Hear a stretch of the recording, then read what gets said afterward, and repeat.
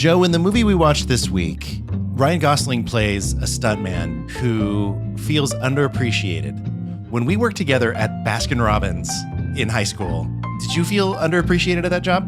I 100% felt underappreciated in that job. I thought I could do everything better.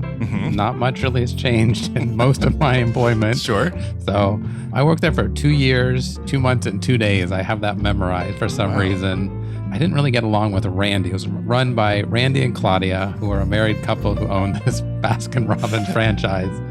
And I felt totally underappreciated, especially doing terrible menial tasks. Like in the summer, people would spill ice cream everywhere and you'd have to go out and mop the outside, cement and sidewalk and the inside. And it was just awful.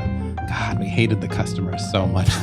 They would just go away. Yeah. It would have been so much easier. I know, we could have just eaten all the ice cream and gone from there. So definitely felt underappreciated. What about you? Did you feel underappreciated at that job? Oh my gosh. Well, this was the second time I had worked at Baskin-Robbins, so I'm pretty sure I felt like I was the greatest scooper in history. Right. Soda jerk if you were going back to the 1950s. I was just thinking, if your jobs now remind you of your job then, you should have a shirt on that just says, still scooping. Because that's what you're doing day after day. I worked at Baskin-Robbins when I was 14. I don't know who hires an 8th grader, but I was hired in California. Don't think that's legal. I guess it's legal in some states now. They lowered the age, but... I could only work like 15 hours a week or something. Right. I couldn't work more than 3 hours in a shift. And I brought my report card from 8th grade to get the job. And I remember they were just kind of like, what is this? I was like, what else do I show you? And they're like, that's a good point. And they started, you did pretty well in social studies. That's amazing. And I think because I had already worked at Baskin-Robbins, I got the job pretty easily in Bellingham. I'm trying to think of if I felt appreciated. First of all, I didn't remember the owners' names. I think I felt appreciated. I don't know. I think my expectations were low. Yeah. What's your favorite flavor of Baskin-Robbins ice cream? Oh, man. Back then, it would have been Jamocha Almond Fudge. Solid choice. And if that was a little bit too bland, it always paired really well with mint chocolate chip. So kind of bouncing between the two, I really liked the contrast there. At some point, I started kind of celebrating more of the salty side of the world with like a peanut butter ribbon inside a chocolate ice cream. Yeah, I struggle with theirs because it's a crunchy peanut butter, and I feel like ice cream peanut butter needs to be the creamy peanut butter, and chocolate is the better. Okay, well, that makes one of us. Guess you're wrong. That's okay. You know what is amazing is I love a crunchy ice cream, like the frozen crunchiness. Not necessarily like it doesn't need to have actual peanut chunks in it. But, oh my gosh, we are going to devolve into a half-hour conversation. Listeners, we have accidentally spent 35 minutes probably on ice cream flavors. You have to understand we love ice cream dearly. It is my kryptonite. If it's in the house, I will eat it. So I have to be very careful with ice cream. We used to watch movies together. That's true. And get pints of ice cream at the store. My go-to at that time was usually Haagen-Dazs coffee, which I still love. And then some of the Ben & Jerry's. Yeah, maybe there'll be a spin-off podcast called Great Bad Ice Cream Flavors. I don't know. Speaking of great bad ice cream flavors, I have some pickle ice cream for you to try. Oh, awesome. Yeah. We've lost every listener in history. But we've gained new respect.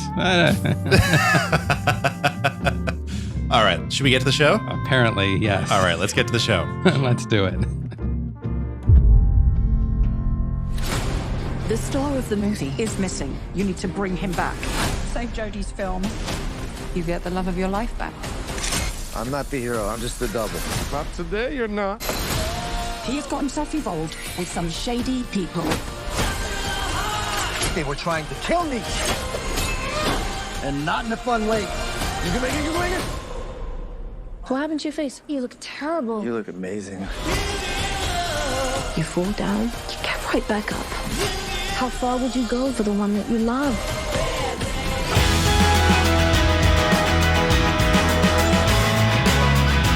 In the year 2024, our guy, David Leitch, one of our favorite filmmakers in history, but also in the last 10 years, decided it was time to team up with Ryan Gosling, Emily Blunt. We're also talking about Aaron Taylor-Johnson, Hannah Waddingham, Teresa Palmer, Stephanie Hsu, Winston Duke. Joe Sky Tucker. There are a few brand new things for us today We're in person for the first time, and we watched the movie together Yep. at the same time. So, right before taping. yeah. So this is all new. So if it feels a little different, that's because it is. Yeah, absolutely. We're coming in hot. Welcome to the office. This is amazing. Yeah, this is going to be fun. Let's get into it. Joe Sky Tucker. So we are going to talk about a movie that there's a chance no one listening to this has seen yet. This has just become available for rent. It is The Fall Guy from like 3 months ago. Yeah. And it just is now available for rent 2 months ago, maybe. And so we're going to try something kind of new. We're going to try and do it a little bit spoiler free at the beginning to give our general thoughts. And then we'll move into kind of more spoilery territory. So we're not just like abandoning everybody. We don't know how to speak spoiler free because our movies are always like 30 years old. So Joe Sky Tucker, is The Fall Guy a great bad movie? I think it is a great bad movie. David Leitch is one of our favorite directors, as you said. Came up as a stunt coordinator, stunt man. So this is his homage to his former trade. Yep. And so they peel the curtain back a little bit on some of like how some stunts are done and really put the stunts front and center for this. So if you're coming to this movie to see some crazy stunts, this movie is great. Yep. I am so in the tank for Ryan Gosling. I think he is such a great kind of leading man. He is legitimately funny in this movie. Yep. His comic timing is so impeccable. The chemistry between him and Emily Blunt in some scenes It's great. is perfect. I wondered how much of that was ad-lib just between them, just because it felt so like two actors being in the moment, knowing their characters and just kind of riffing off of each other. Because there's some scenes that really aren't driving the plot forward at all. They're just kind of funny to watch and fun to watch. It's definitely at times where it skews to the bad for me, becomes a little too self-referential. Sure. A little meta at times around what's happening in the movie. There's a movie that's being filmed, and then they're talking about movies in general that is mirroring the movie you're watching, which is kind of fun. Sure. I kind of wrote down in my notes, it's like The Player, but as an action movie. If you ever watched the Robert Altman film from the early 90s. One of the greatest movies. Yeah. So it's fun, it's silly, and it's action-packed with great stunts and real stunts, which I always appreciate. They do talk about it in there, we can just put in some CGI, yeah. But they don't do that. Real stuff blows up. So the plot is a little it's a little rough, but I think it's a really fun movie. But I turn the tables on you, Greg Swinehart. Is this, or why is this a great bad movie, or is it a great bad movie? Or first of all, I do think this is a great bad movie. I'm super hesitant to say it's a bad movie, though, and that's because of this. The central question of this movie is, can we have fun? And I feel like the answer is we can absolutely have fun. And this movie was a ton of money. It was like $125, maybe $150 million. At this early on, we don't quite know what the budget was. It made like 178, which means it lost money because you have to make like twice the amount of budget to break even. And we can have fun in movies, and it sacrifices some things script-wise, potentially.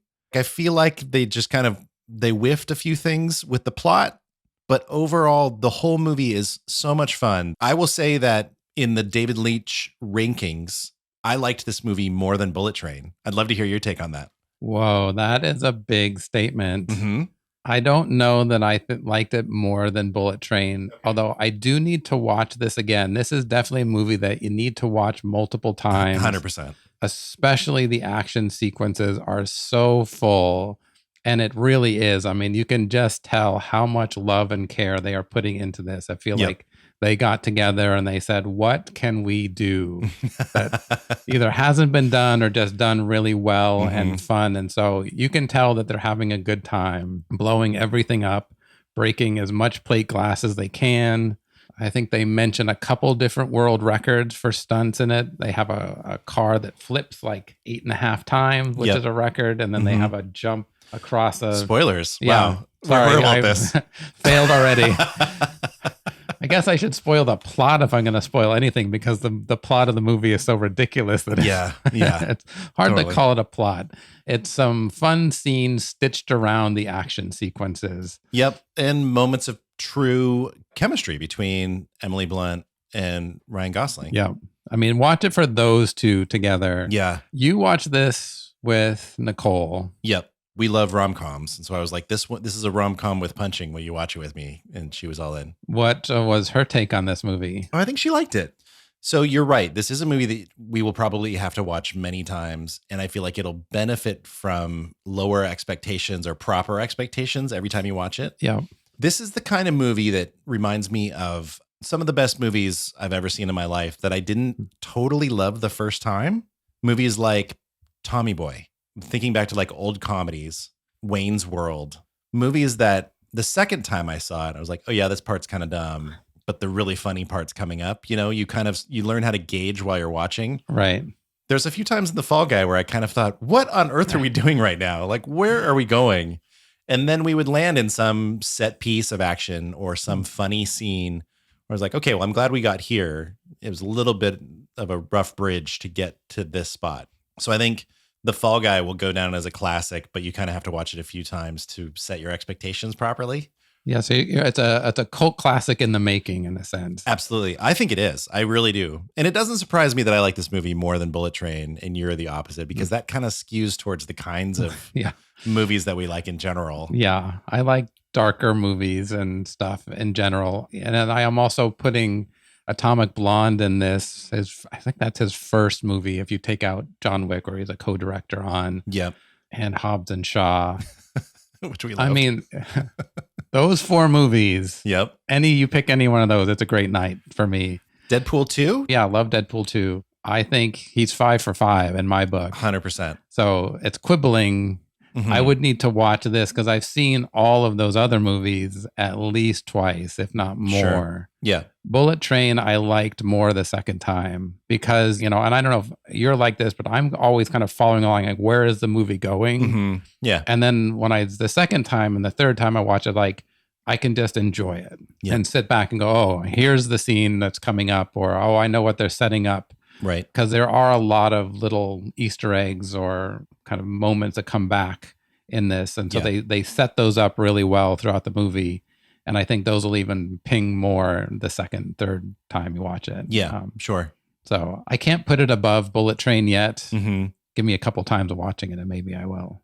Well, speaking about genres that you like and that I like, what genre would you say that this movie is? This is an action movie. An action movie? Just an action movie? There's a romance in it, but I don't feel like it's a rom-com in that sense. But it's an action movie.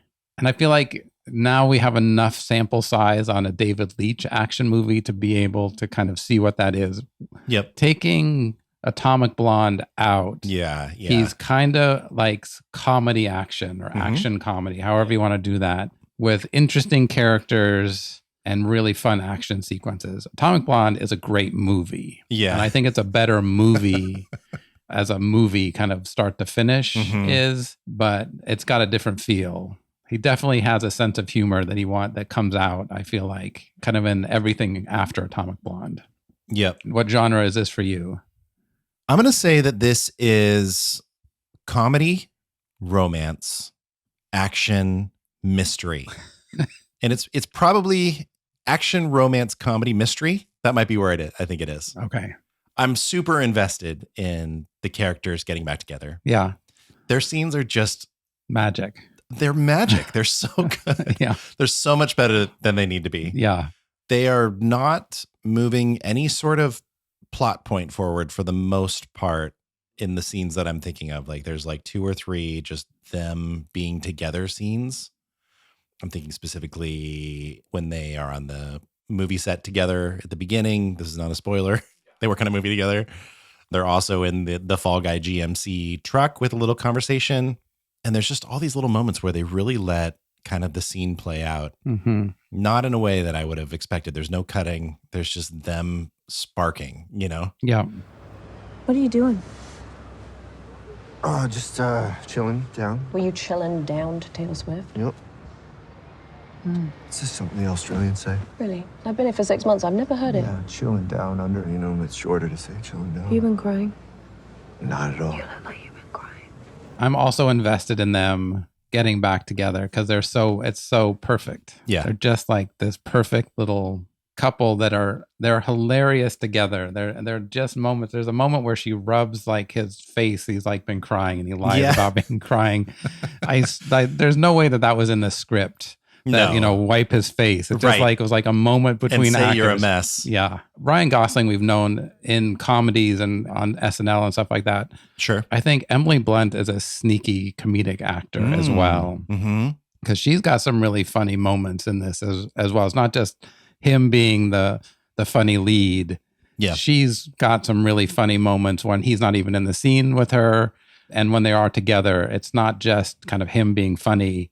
Right. And her just kind of being the straight man to him or the straight woman, but they're really awesome together. It's so fun to watch. I feel like everything I want to talk about should be behind a spoiler wall. And so let's talk a little bit more about the rest of the cast. Winston Duke plays the stunt coordinator on the movie that they're making, and he is hilarious. And he and Gosling are super funny together. I can't wait to see more Winston Duke. He was in Black Panther, and so he was in Endgame and Infinity War. He's been in a few other movies, but I think he has a long road ahead of him. Teresa Palmer plays a woman in the movie who is also starring in the movie that they're filming, and she's pretty funny. Underused in my mind. Agreed. I'd like to see the director's cut of her character because it's kind funny. of like she's in one, maybe two scenes, really, and then she's just kind of a background person. But it's a pretty funny scene that she's in the beginning of it, for sure. Stephanie Hsu is pretty funny. Doesn't have a lot to do. She seems to be in charge of, I don't know, walking the dogs. I had a tough time tracking with. She's in the universe of making the movie. So Ryan Gosling is a stunt man. The main character, he's usually the stuntman for this actor. So she was the actor's personal assistant, I think. Oh, okay. And that actor is Aaron Taylor Johnson, who plays Tom Ryder, who is the biggest star in the world. We don't know exactly who he is. I guess I assumed he was like a Tom Cruise. I don't know. Who do you think the Tom Ryder is kind of the doppelganger of?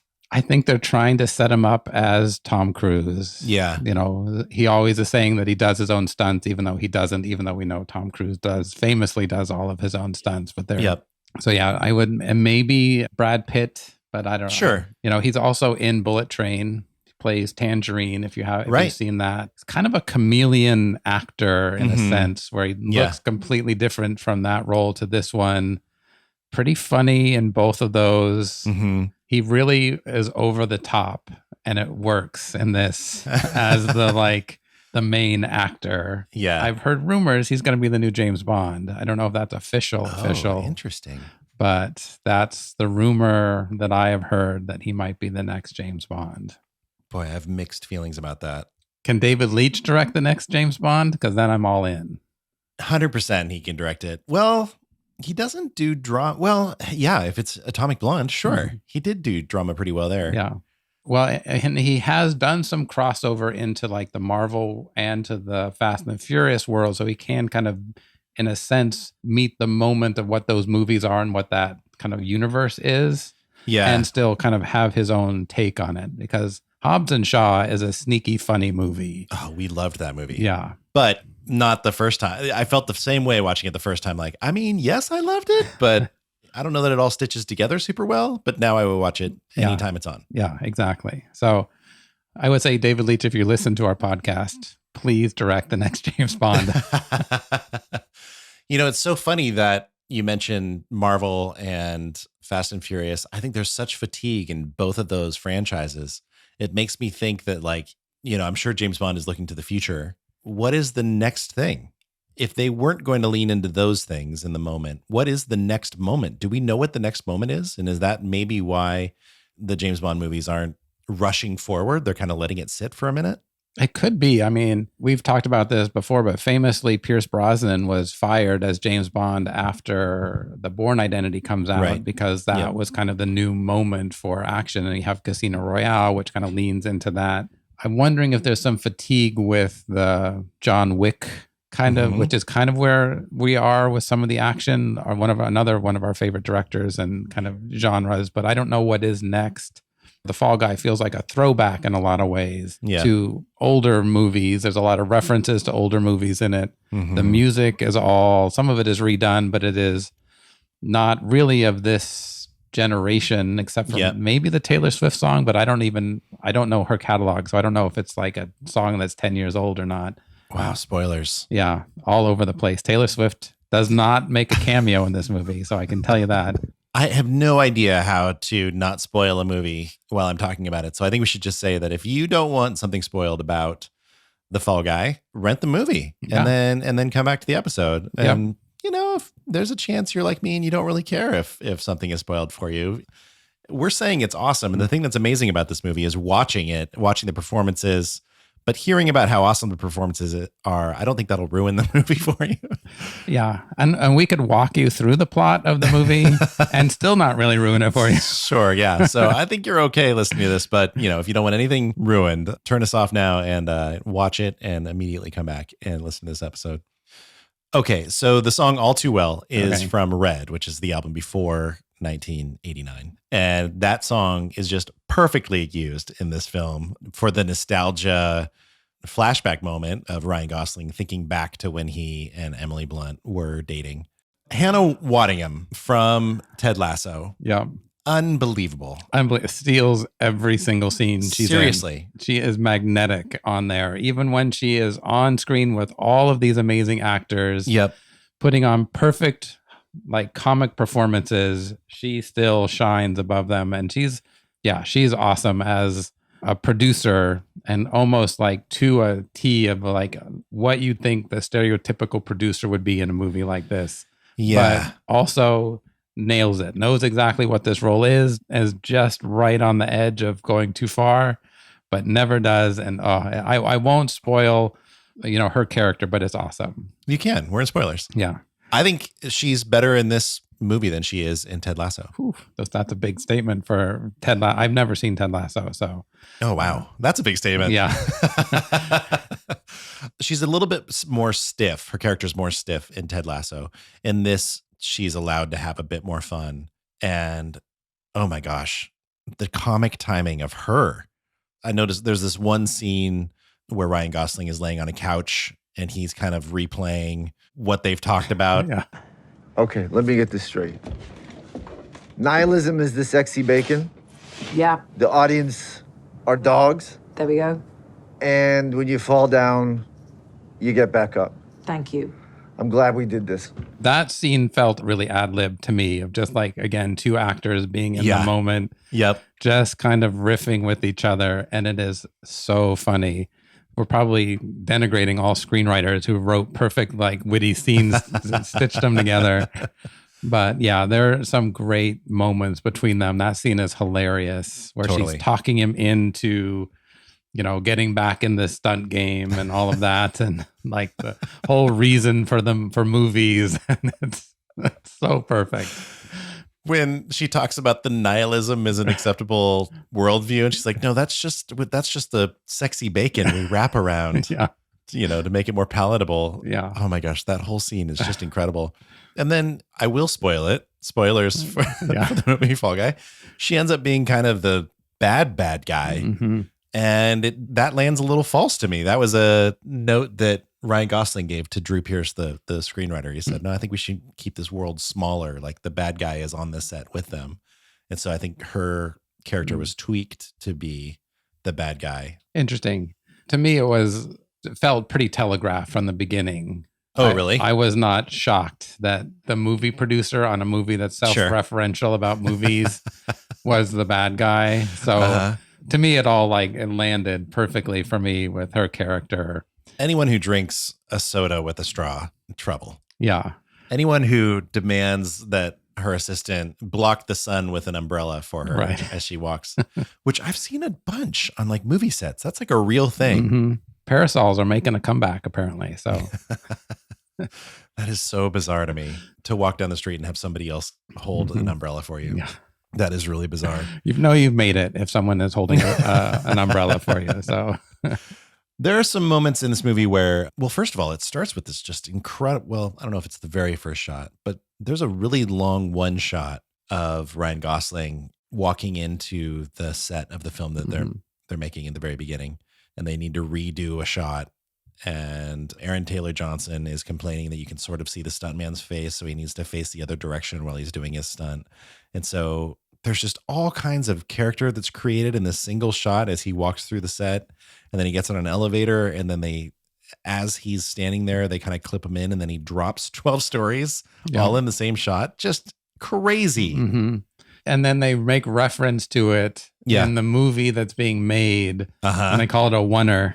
And then, but preceding that is another one shot of Emily Blunt's character on set. And so there are some really fun moments like that. Both of those scenes are really intricate and awesome. And, you know, if you've listened to Extraction, you know how much of a big of a fan we are of a one shot.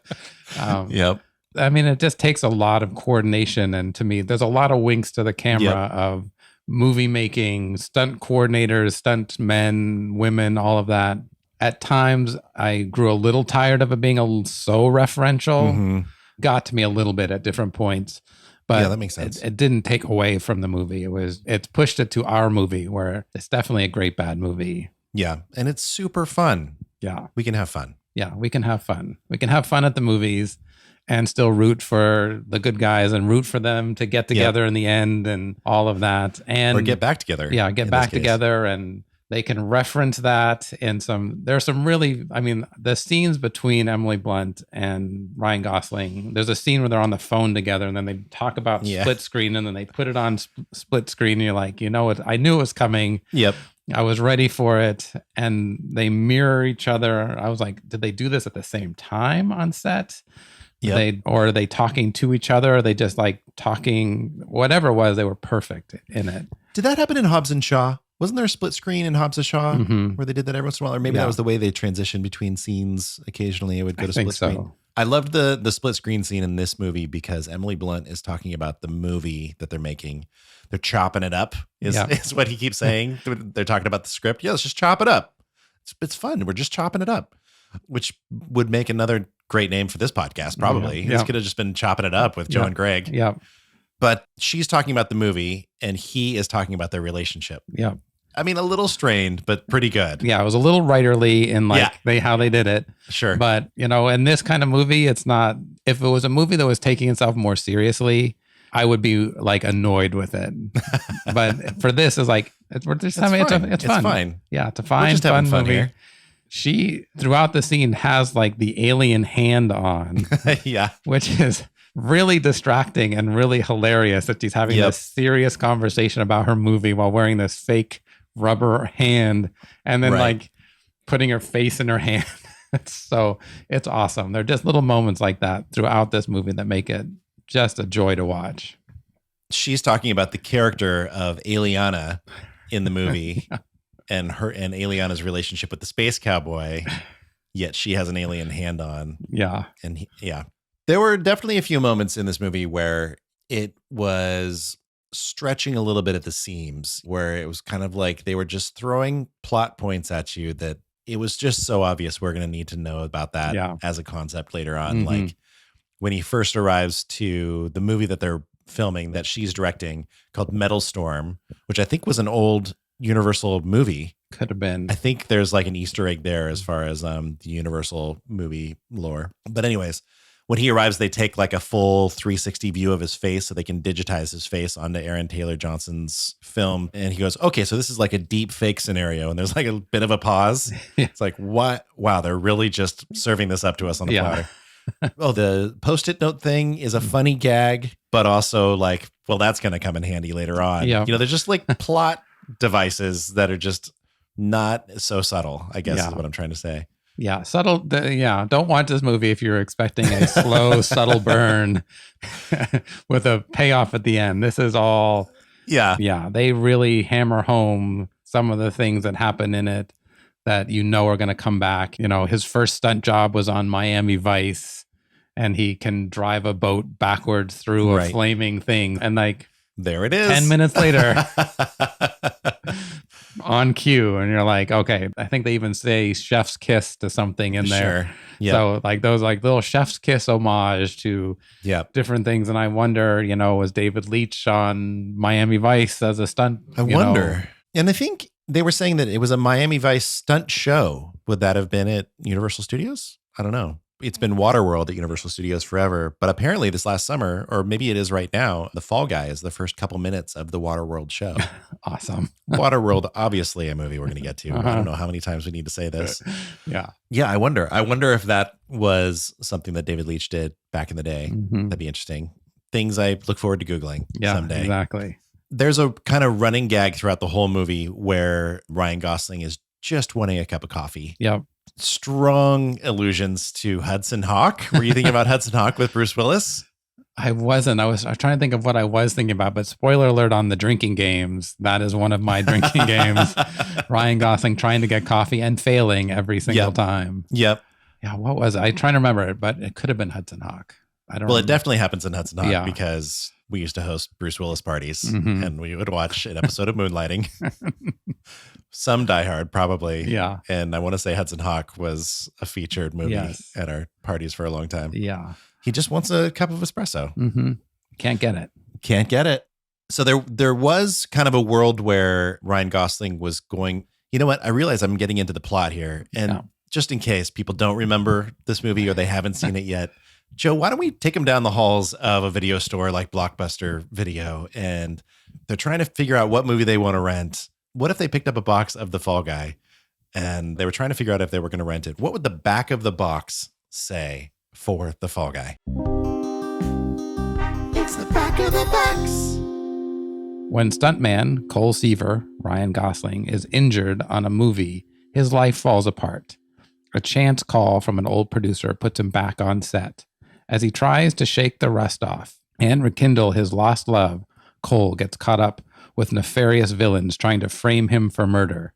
Can he take a punch or be another fall guy caught in a web of lies? Wow. I'd rent that movie. Do we get the answer? I think the answer is he can take a punch. Okay. And he doesn't get caught in a web of lies. Or he does and then magically gets out of it with the help of pyrotechnics. Wow. Further, did you need to add that on? Yeah. P.S. Yeah. He can take a punch.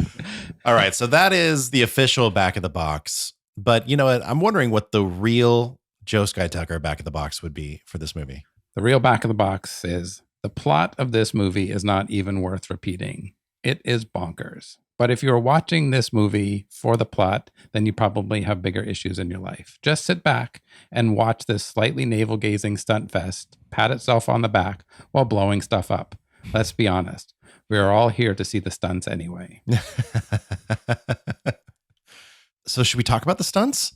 Yeah, let's get into it. They pack them in. It's fun. It's pretty amazing. Like every different kind of stunt you would be looking for.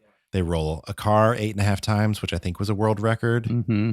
There's all kinds of like falling off things. There's throwing over counters and falling off of lofts through plate glass windows. Right. And Yep. definitely some great bad shots in there.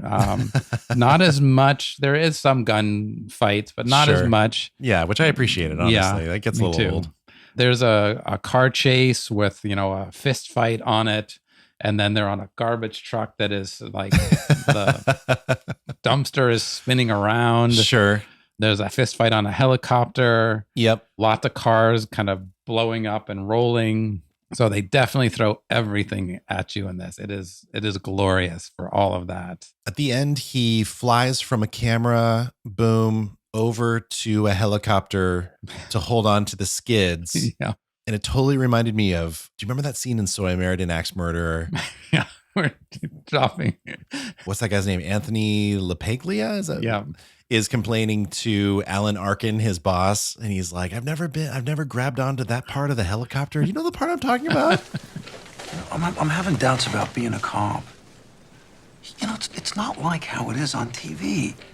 All I do all day is I fill out forms and paperwork. This is what I do. It's a point well taken, Tony, but you must understand, although it's not exciting, it's a very important part of our work.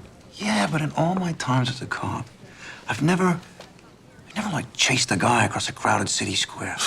I've never hung on to that part of the helicopter. You know that part underneath the thing where it lands? Do you? Do you know the part? Yes, I know that part. I've never hung on to that. Oh my gosh, Alan Arkin is just amazing. Anyways, so he jumps onto, he says, I'm going to jump onto the skids. I did not know that was what that was called. Me either. So that's incredible. So he does that stunt, but then when he falls off of the helicopter, he does I don't know how high it was, but he falls off backwards to the ground, and a real stunt happening, and not a stunt that happens in movies anymore. They found a guy who was like the last guy on the block to do it. He did it way longer than everybody else. And that guy had trained his son how to do it. And his son did that stunt in the movie. So it was like some, luminary, but it's just amazing. There are definitely digital things happening in the frame during stunts sometimes, but you just can't replace Guy falling from that high. Yeah. Yeah, there's a few moments. There's a CGI effect you can see that's happening, or green screen or blue screen. Or sparks on the road. Probably not real sparks. But for the most part, it's real stuntmen and women running into stuff, over stuff, taking punches, jumping off of, blowing stuff up. And for us, we love that. Like, I cannot get enough of a real explosion in a movie. Totally. There's a great scene where cars are coming through and they have like the smoke, and it's like every war chase movie you've ever seen. Very Fury Road-ish colors to the explosions. There are lots of references to other movies in this, even some scenes of David Leitch's other films. And there's definitely like that scene is definitely a Fury Road homage. There's a Dune reference, a couple of them in this actually. Metal Storm is kind of a Dune movie. I can totally see that. A little bit of a Fury Road movie. Yeah. I don't know. That might be the two things. So it's just, they pack so much into it. It's really, it's so fun to watch. In fact, when Ryan Gosling starts going out in the world to kind of stumble upon this mystery of where is Tom Ryder has disappeared, and he goes to his drug dealer. His drug dealer's name is Dune. With 2 O's, and then he gets drugged by that guy. Dune's goons dirtied my Shirley. Shirley Temple.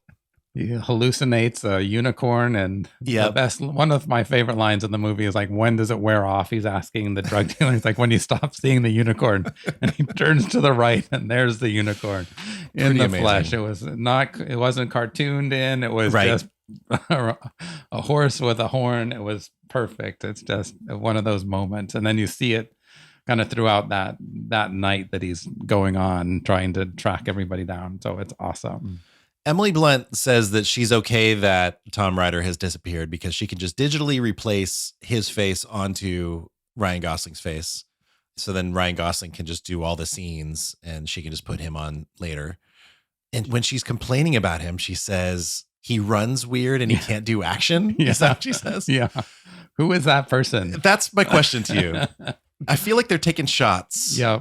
They mentioned Tom Cruise a few times. I don't think they're taking shots at Tom Cruise. No, I don't think so. But he does say, like, they can put Tom Cruise's face on my body and say it's him and nobody would know any different. Right. It makes me wonder. I feel like it's a reference either to Tom Cruise because he runs in every movie. Yeah, but we love that. Yeah, we love that. And he can do action. Yeah, it could be Keanu Reeves who has a distinct run for the John Wick movies, but also David Leitch wouldn't do that. Yeah, David Leitch loves probably both of those actors. So I don't know. Some due diligence on the internet needs to be done on who that actor is that can't run.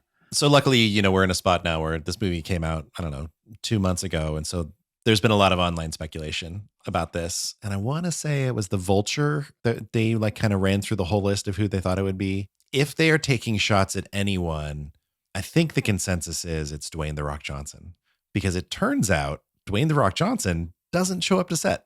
He will make people sit there for 6 hours. He and Ryan Reynolds had a huge blowout during Red Notice. And if you're wondering who loved Red Notice, it's me. I loved that movie. And that's what makes this podcast amazing. Mm-hmm. We could be purchased by Netflix and be like, that is totally fine. We love everything you guys are doing. Yeah, keep it up when we're in. He was supposed to have a Christmas movie come out last year, and it was pushed to this year because he just kind of wasn't showing up. Interesting. So David Leitch did do a movie with The Rock. That's right. Hobbs and Shaw, for those Which we playing along loved. at home. Yes. And we would love to see another one. But I wonder if they're taking shots. Can't who do they're action. taking shots at. Yeah. I don't think it would be Ryan Reynolds. No. I'm trying to think if I've ever seen Dwayne The Rock Johnson run in a movie. Oh, that's a good question. He did run in Skyscraper, a movie we will for sure get to. I was pretty shocked when I was hearing about this as I was kind of studying up on this week, because I've been in Camp The Rock and anti-Vin Diesel in their beef. Mm-hmm. And apparently on the sets of the Fast and Furious movies, like everybody who works in those movies, they love Vin Diesel. Interesting. And I wonder if The Rock made them wait. Huh. It is pretty interesting. Yeah. Send in, for those listening. We'll take any sleuthing that you all can find for this. Absolutely. I'm dying to know. I'm going through all the movies that David Leitch has done. Mm-hmm. Who that could possibly be. It might not even be one that he's directed. It could have been one that he probably was, not. Some movie he was like the stunt man for on in the 90s or something like that. And they've been the stunt coordinator. He and Chad Stahelski, is that his name? The guy who directs the John Wick movies. I mean, their company has done movies for years doing all the stunts and like second unit direction. So it's impossible to say. It could be Johnny Depp. It could be, who knows?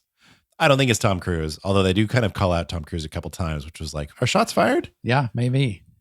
There's a scene where Ryan Gosling is encouraging Emily Blunt, saying you have to finish this movie. He says something like a whole generation of little Jodies, her name is Jodie, a whole generation of little Jodies won't pick up a camera, or you should make this movie because then a whole generation of little, which I think is an allusion to a famous Francis Ford Coppola quote where he was talking about, I think, just some little girl somewhere picking up a camera. That was why he did what he did. Right. Interesting. I was just thinking about how we've recorded a bunch of episodes that we haven't released when we were like practicing for Great Bad Movies.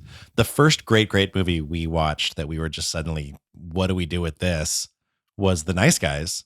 Yeah. Which is maybe a better version of The Fall Guy as far as like a plot, a mystery that funny Gosling is kind of making his way through. Yeah. I would agree with that. It's like The Fall Guy and LA Confidential had a baby. It would be the Nice Guys. Wow, that's really well put. Yeah. Russell Crowe was in LA Confidential, right? Yeah. That's amazing. That wasn't an accident on my part. I shouldn't say that, but Drew Pearce, who wrote this movie, co-wrote Iron Man 3 with Shane Black. Right. And they worked together. Shane Black also directed that movie. So Drew Pearce was really kind of the one in charge of the script, making sure it was working. But that was his first, I think, big movie he had credit on. And Shane Black wrote and directed The Nice Guys. Right.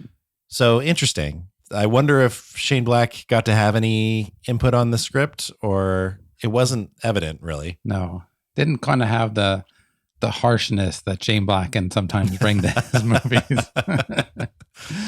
The second great movie where we were like, oh no, we've done it again. And back then, we were kind of like, well, we have to throw this out. It's not a great bad movie. We have officially abandoned that because time is precious. And if it's a great movie, you just call it a great movie. Yeah. But the second movie was Atomic Blonde. Yep. I also had COVID and didn't know it when we recorded that episode. So I was a bit out of it, I think. Yeah. Atomic Blonde feels more in the world of John Wick than any of David Leitch's other movies. Totally. And it could be James Bond with Charlize Theron as James Bond almost. I mean, it definitely feels like his first movie where I don't know if he had as much say about like tone. The visual story of it is I can definitely see it, but there's not one laugh in that movie. Yeah. If he made that movie today, or if he made the sequel, which I've heard rumors that they might do a sequel. Yeah. I bet that they'll bring a little bit more warmth and humor into it, because there's like one character who's good in Atomic Blonde and she's killed, and Charlize Theron makes a comment of like letting her mask slip with that person, and like, but everyone else is pretty dark. It's awesome. And there's some beautiful action sequences in that. And I think I think it's a great movie. It is a great movie, but it's not a fun watch. It's not a fun movie. They don't lean into fun on that movie. Sure. It's interesting to think about how Chad Stahelski and David Leitch co-directed John Wick. David Leitch was uncredited. They weren't allowed to both direct it because they aren't brothers, I think is what the Directors Guild said. It was a very weird thing. That's a weird rule. Yeah, totally. But as you look at their careers, they really do kind of have distinctive voices. And David Leitch's humor has been pretty pronounced. Yeah. Like he wants to make silly movies that are fun. Yeah. I would, agree with that. And we haven't seen Chad Stahelski's next, like outside of the John Wick averse. Yeah. I know he's got a lot of stuff in production. So I'll be curious to see if that tone stays the same. Because I understand that's the universe of John Wick and it's not it's not silly. Right. But they're beautiful and they tell a story, and the action sequences, I feel like, and some of them are second to none. Mm-hmm. But yeah, they're not going for laughs and action. You wouldn't put comedy in the 3 words that Netflix put to the bottom of a show. Funny and John Wick are never going to be in the same sentence. But it is hilarious. Yep. But the first one was maybe the funniest Of the John Wick. Yeah, probably. When David Leitch was around, kind of whenever they say it was John Wick's dog, there's that, moment, Yeah. Anyways. I can see it. Yeah. Yeah. There are a lot of needle drops in this movie. It starts with a Kiss song. Mm-hmm. The Darkness has Is that song? I Believe in a Thing Called Love. Yes. Yeah.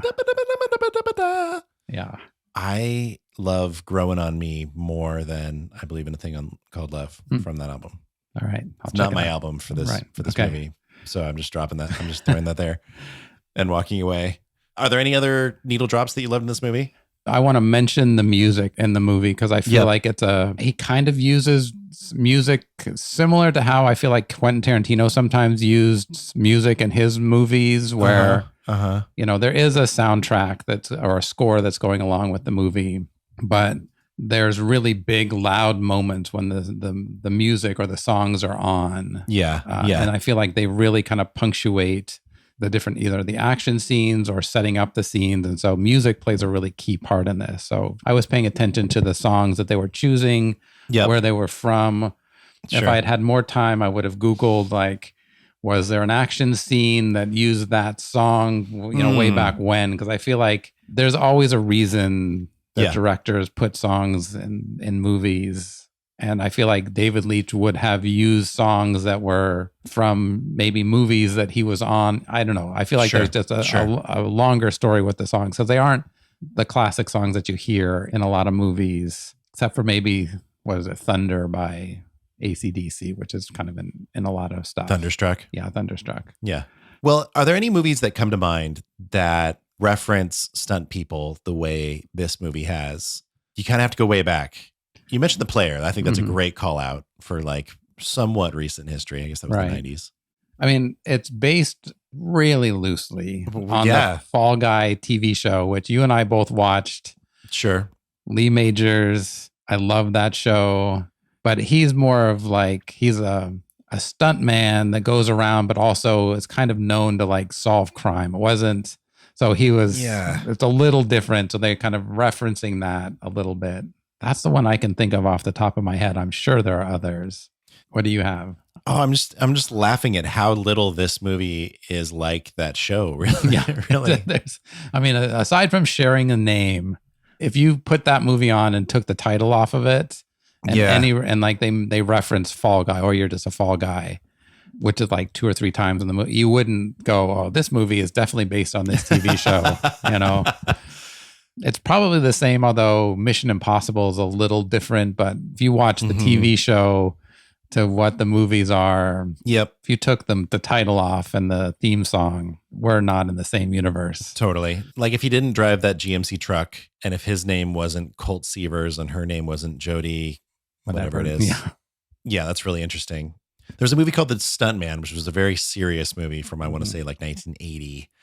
There was a movie a couple years before that, I want to say, called Hooper, maybe a year or two, with Burt Reynolds and Sally Field. And I think it was the movie they did when they were dating, and they did it after Smokey and the Bandit.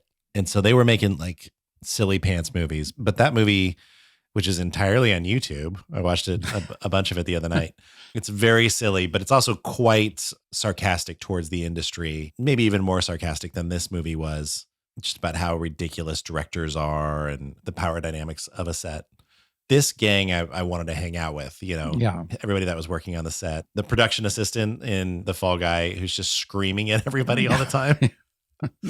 He could have done that 8 more times in the movie. I laughed every time he opened his mouth. Mm-hmm. They really do give some of the just kind of bit characters, side characters, moments to have a real character that's funny. Sure. There's another assistant on the set that's singing or watching him sing. But she's got a moment where it could have just, they could have easily just written some throwaway lines and gone from there. But they went for the joke whenever possible, which I appreciated. Venti Kushner was the name of that character. Zara McAlez. Yeah, the universe that this movie takes place in, the gang is pretty strong. Yeah. There's a main plot point in this movie where Aaron Taylor Johnson, Tom Ryder, has accidentally killed his stuntman, Henry. And the guy who played Henry was actually Ryan Gosling and Aaron Taylor Johnson's stuntman. Awesome. He's not even listed in the credits as Henry, but his name is Justin Eaton. He was one of the stunt people in this movie.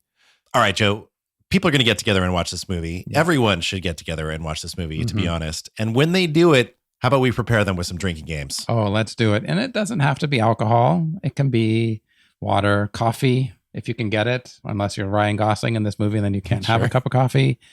It could be soda, like the producer in this movie, just constantly drinking out of a straw and a big soda cup. It's awesome. Sure. So yeah, there's lots of ways that we can get into drinking games. So we have our stock drinking games, starting off with a silent helicopter. I'm going to give a nod to the silent helicopter because there's a scene on a helicopter where they're talking to each other without headphones, without any mics, and they can hear everything that they're saying. And we know that that is just patently false. Yep. So you can take a drink for a silent helicopter. Is that at the end? Yeah. Okay. I'm going to also do a caveat there. I think we should just include low-flying helicopters. Okay. And that does happen a few times. I'll add that to the template, and we'll call those the Tony Scott helicopter. Yes. Potentially Richard Donner? Yeah. I mean, John Woo as well, especially in that movie Paycheck. Andre Konchalovsky in Tango and Cash. Yes. Low flying helicopter being added to the stock drinking game. That's the Greg Swinehart special. Anything anything helicopter related, you're drinking in a movie. Absolutely. Push in and enhance. I didn't see one. I don't know if you saw one. No, I didn't see one. Maybe when two people share a slow motion look in the middle of chaos, there could have been moments. I didn't mark it down for myself. I didn't catch it if it happened. Yeah. There's no silent suffering, an explosion with silent suffering ringing in the ears. Opening credit scene when the title locks into place with the sound. Yes. Twice. So I heard they speak the title at the opening. He's a valet and someone says, "Oh, you're just a fall guy." Yep.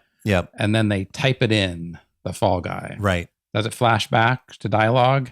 Yes. Oh, yeah. They flash back to some of their scenes. To the romance? Yeah, the romance. Yeah. Flashbacks to romance. I gave CGI. It's not bad CGI in this because most of the stunts are real, but pretty good. I just did it just to make you drink more. Sorry. Yep. Great bad shots. There's a lot. When they do have guns in this, they are all great bad shots. Yeah. They're like shooting him. He's on a boat and they're hitting the steering wheel right next to him. It's awful. It's awesome. But are the streets inextricably wet? I gave this one because they have an action scene when they're doing the oneer where they cue the rain because there's a fight scene in the rain. In front of the Sydney Opera House. Yeah. So I feel like there's no need for it to be raining. So I feel like we can kind of put the caveat for that one when there's rain in a scene that doesn't really need to have rain in it. Okay. And then Give Us the Room. We have a Give Us the Room 1000% happens. Oh, so awesome. There is, in the last stock drinking game, there is no reference to Interpol in this movie. Oof. So a missed opportunity. Yeah, total missed opportunity. All right, well, give me one of your drinking games. I have a lot, but I'm dying to hear what you have. Okay. Anytime Colt Seaver does a stunt in a movie. Okay. I have every time they quote movies to each other. Yeah. Well, I actually have that as well. Anytime Colt Seaver does a stunt in real life. Oh. So not while they're filming the movie. Anytime Ryan Gosling is on screen, you're basically drinking. I have every time they reference or show scenes from other movies. Oh, that's a good one. That's a really good one. Anytime he tries to get a cup of coffee. Okay. Yeah, I have that one too. I'll skip mine on that one. Okay. I have what I'm calling anytime there is John Woo wind in the hair. So moments when there should not be wind. Sure. And there's a scene. So there's a great scene when Ryan Gosling sees Jodie for the first time, kind of coming back. Totally. Close up. Yep. Wind on the frosted tips. Oh, it's perfect. Wind on the frosted tips. Yeah. That is incredible. There's a really funny scene where they kind of hash out what happened in their relationship over bullhorns in front of the whole cast and production of the movie. And then one of the aliens wants to add to the conversation of how difficult relationships are. And he says it got really weird for him because he fell in love with his wife's sister. Yeah. Anytime an alien says that he's fallen in love with his wife's sister, just finish whatever drink you have. That whole scene, by the way, so funny. Yeah. Just clearly going for jokes, and it really delivered. Yeah.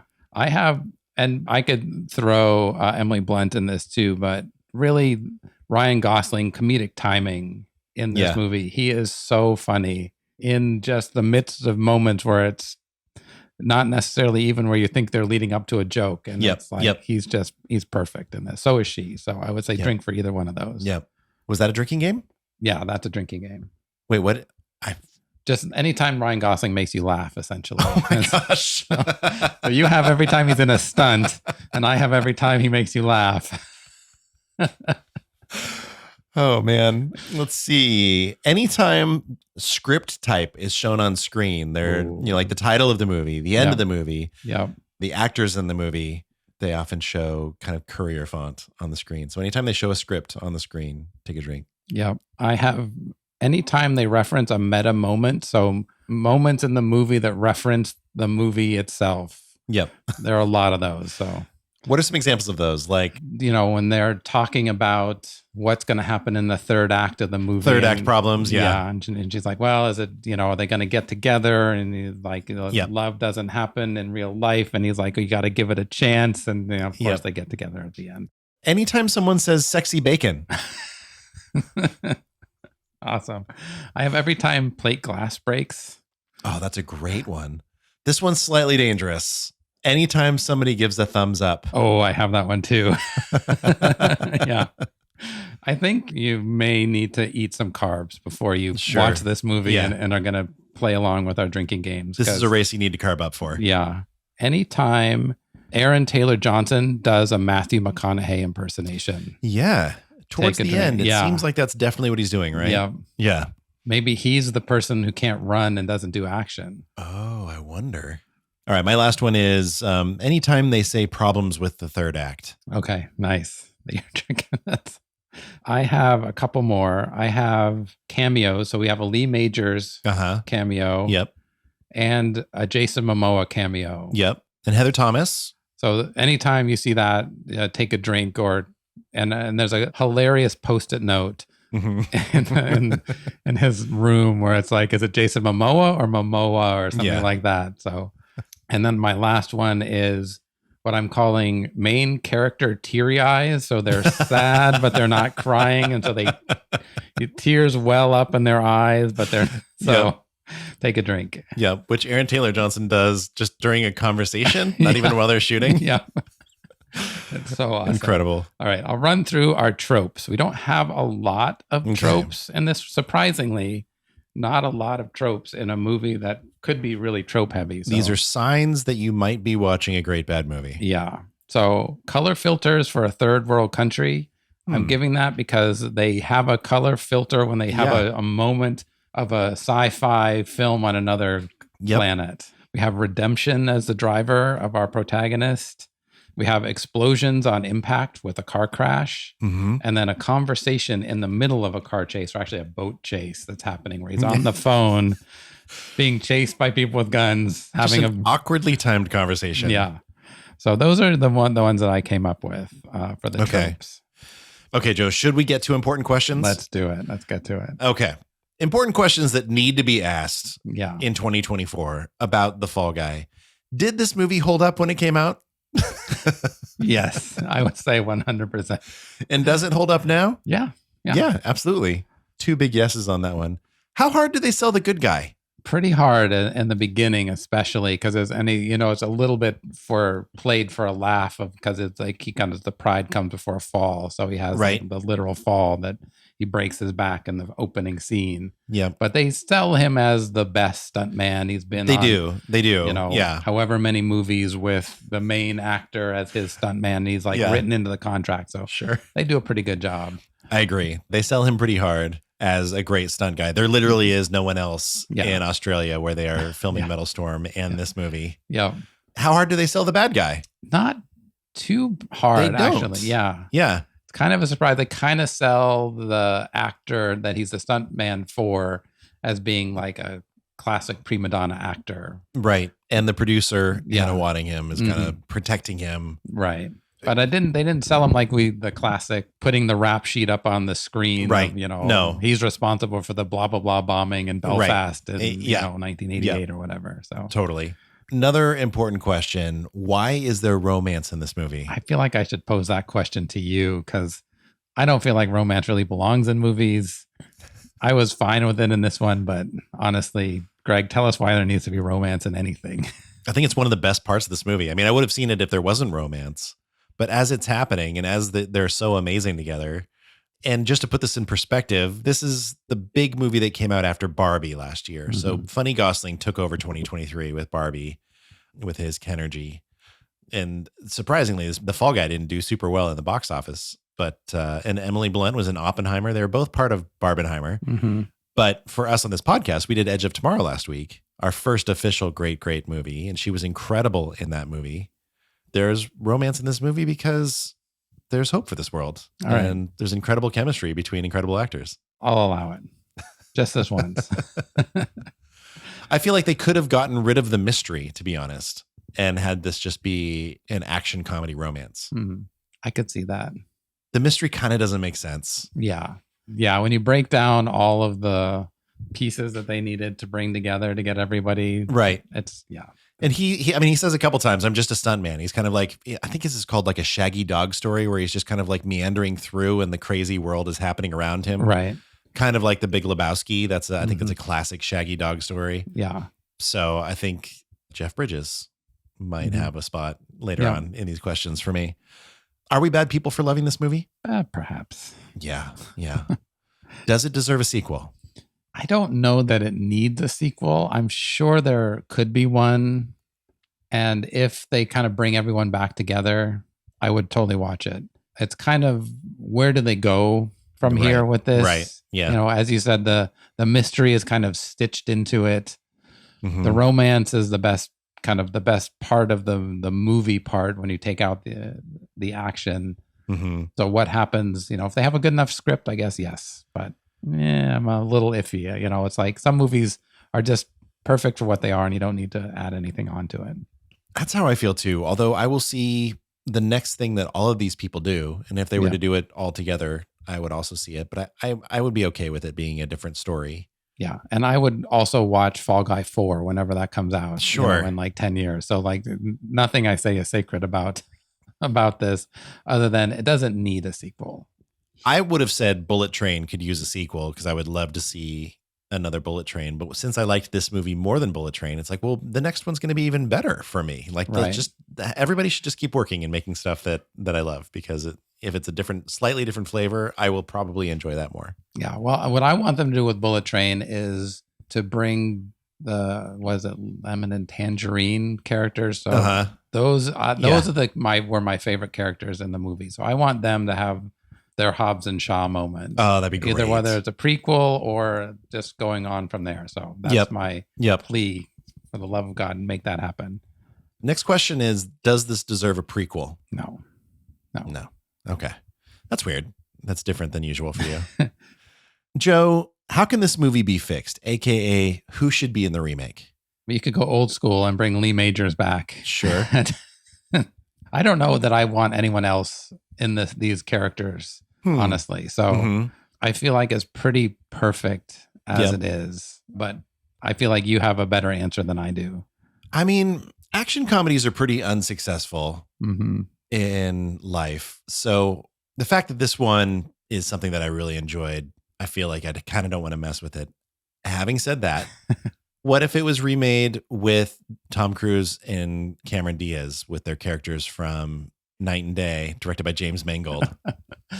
I mean, if we're taking the premise and then replacing the leads, I'm in. Yeah. Okay. And a backup to that would be, what if this movie was remade with Tom Cruise and Rebecca Ferguson? Oh, I'm 100% in on that. I'm hoping, because I think the world of Rebecca Ferguson, that she can do comedy. I know Tom Cruise can. Yeah. He's a sneaky comedic actor. I bet she totally can. Yeah. So yeah, I'm in on that. On a little spoof of Mission Impossible world. Yep. Yeah. Let's do it. Let's make that happen. I think because the thing that didn't quite work in this movie was him meandering through this world. I think they kind of cut out the world that he eventually kind of fell into and made the problems closer to the movie set. Right. I think they should go with an earlier draft of the script and make it with Jeff Bridges as the stuntman. And so I looked up who else is in their 70s and could be a counterpart to Jeff Bridges, and Susan Sarandon is who I chose. That would be awesome. Can you imagine how awesome that movie would be with the two of them? Yep, I'm in. Also, I would accept Burt Reynolds and Sally Field. All right. Let's just get the cast of Hooper back together. Sally Field's still amazing. Yeah. I don't know if Burt Reynolds is. Yeah, I don't know if he's still alive, So there might be challenges. All right, but they Joe. can just like stitch people's faces onto anything. So you can just do a deep fake of Burt Reynolds and we're good to go. Yeah, they both look exactly like Ryan Gosling. Yeah. All right, Joe.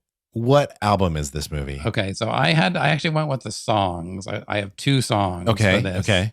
One, because it's kind of the theme of the movie, is Kisses Made for Loving You, which they have a remix of that, which I actually like better than the original kind of throughout the movie, but it kind of punctuates Ryan Gosling and Emily Blunt's relationship throughout the movie.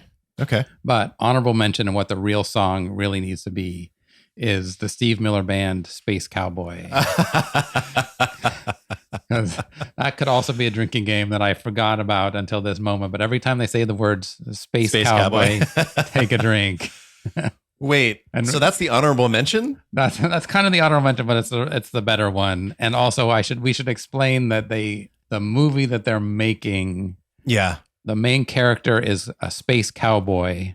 Yep. And they say that a lot about him, and it's like High Noon, but in space, right? Like a reference for it. So, yeah. Okay. So which song should we put on our Spotify playlist? Definitely the Steve Miller Band. Okay. Song. Okay. Because if you're watching the movie, you'll get the Kiss song. Absolutely. So Great Bad Movies music on Spotify if you want to hear the collection of. All right. This is going to get so lofty. Awesome. But I promise it'll make sense.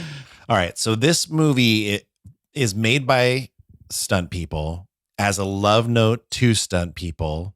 Even inside the movie, somebody says, do they give an Oscar for stunts? Yeah.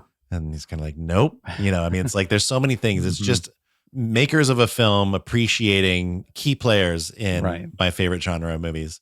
And that just makes me think about hip hop, about how rappers, their initial goal was to get a party started and really kind of celebrate the DJ who was using both hands to mix records. And so I feel like just as a genre, hip hop is the fall guy of genres. So I have to go back to the very beginning. DJ Kool Herc in the Bronx, he was the one that would take two records and grab his favorite part of the song, which was the break part of the song where people weren't singing or whatever. And there was usually like maybe even a breakdown where it was just like the bongos and the drums or whatever. He would take his favorite part of the song and have two copies of it. And then he would just make his favorite part longer. So the people who would dance the hardest during that part of the song could dance longer. And that's where the term breakbeat came from. The dance that people were doing during the break was break dancing, a term that he came up with. He started calling them break boys and break girls, which was shortened to B-boys and B-girls. Literally a party that his sister threw as a back to school party at their house. She said, "You're DJ." And he was like, all right. That's the beginning of hip hop. Awesome. And the reason I went so lofty for this movie is because their whole intention was to have more fun. Yeah. This will be a more fun dance if we just have the best parts of the songs. We're going back to school. We should have a party. So I'm going to say there isn't like a recording of that party.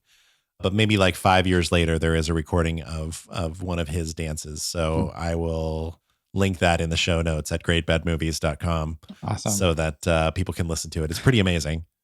So thank you, DJ Kool Herc's sister, Cindy, for throwing that party and giving us one of the greatest genres in musical history. Okay, Joe, it's time for us to rate this movie. Now we have a scale. It's great bad movies, good bad movies, okay bad movies, bad movies, or a worst case, awful bad movies. Where would you rank this movie? This is a great bad movie. Yeah. It's got all the things you'd want in it. It's fun. It's action packed. It's silly.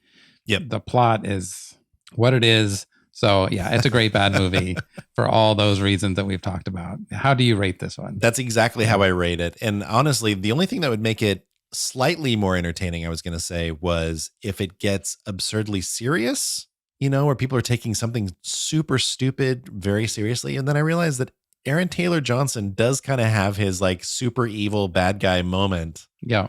Where he's taking it seriously. It was like, no, they crossed that line. It is just a great bad movie. Yeah. He is perfect in this. Yeah. As kind of like a douchebag actor who you just don't like. He really nails that part. He totally does. All right, Joe. Do you have anything else you want to say? I don't think so. I think this has been the conversation that needed to be had about The Fall Guy. I know it just came out, but honestly, no one else really needs to talk about this movie. Yeah, we wrapped it up pretty quickly in the lifespan of this movie. We should probably revisit this movie in a couple of years. Oh, absolutely. But we did it. Yeah. You know what? Yeah. It happened. Yeah. Here, You're welcome. Live in the room. And oh my gosh, I just looked over at the clock in my office and I just realized that the sand density here in my office is definitely not to my liking. So, I mean, we should just admit there's bad sand. Yeah, and I probably shouldn't be so. recording this podcast on it. Yeah, probably. Anyway, that's interesting. I've got to go sit in my truck and listen to Taylor Swift and cry for a little while. So that checks out. You know what? I haven't wanted to say anything, but I think I might have accidentally had some unsexy bacon before we started recording. So I'm not feeling so good. I think I should probably go. That's probably for the best. I have to go find my password for my phone. I put it on a Post-it note in my hotel room. I hope I can find it. So that makes sense. And listen, when we record episodes, especially in person, it's my favorite thing. That being said, I'm no longer seeing unicorns in this room. And it's gone down a notch for me. So I'm just going to head out. Yeah, that's probably for the best. I'm watching Jay and Silent Bob Strike Back. Seems like the appropriately self-referential movie to watch right after this movie. So yeah, that makes sense. And actually that really works for me because, I mean, that I'd love to keep chopping it up with you. But I think one of Dune's goons dirtied my Shirley, so I'm going to go grab a fresh one. That's probably for the best. You'll be seeing more unicorns in a second here anyway. I've got to run. I'm going to fall through a plate glass window later. So, okay. So I guess we're done, which is great because much like Colt Seavers in this movie, I desperately need a cup of coffee. Yeah. After that dirty Shirley, need a cup of coffee. Okay, well, that totally works for me because I'm honestly a little worried that I've just kind of confessed to some crimes in this recording. So I don't know if you can hear that helicopter coming our way. I am just going to grab this hard drive and hop on this helicopter so I can escape. Awesome. So I'll see you soon.